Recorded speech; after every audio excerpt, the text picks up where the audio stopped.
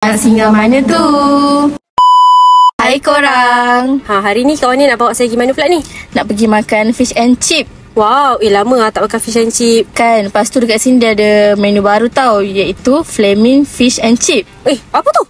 Terbakar-bakar sikit. Lepas tu ni kita order hidangan untuk 4 orang. Tapi kita dah tambah 2 je. Tak apa, kita makan semua. Aduh, ni makan apa ni? Spicy shrimp olio. Yang ni akak suka sebab dia ada udang banyak dalam tu. Ni lah Flaming Fish and Chip tu. Dia terbakar-terbakar sikit. Yang ni favourite saya. Ni kalau makan tak pandang kiri kanan. Sebab memang sedap. Lepas tu dia rupanya ada 2 flavour, original dengan spicy. Tapi yang ni akak orderkan yang spicy lah. Terima kasih. Ya. Lepas tu yang ni buttermilk crispy chicken. Yang ni buttermilk dia lain daripada lain sebab dia tak sama macam orang lain buat. Lepas tu dia macam kurang berlemak sikit lah. Tapi overall okey je, habis je akak makan.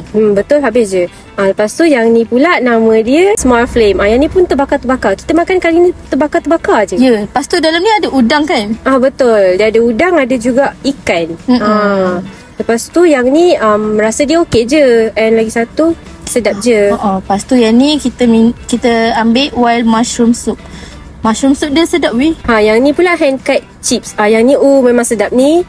Paling berebut. Ya, berebut. And paling best dia boleh refill tau kalau dah habis. Betul. Lepas tu kita minum air apa ni? Kita minum air peach tea. Ais peach tea. So korang yang mana macam mengidam kan nak makan fish and chip kan? Yang penting ikan dori. Korang boleh datang ke The Manhattan Fish Market di Mahkota Perlis. Betul. So lepas ni kita nak singgah mana pula?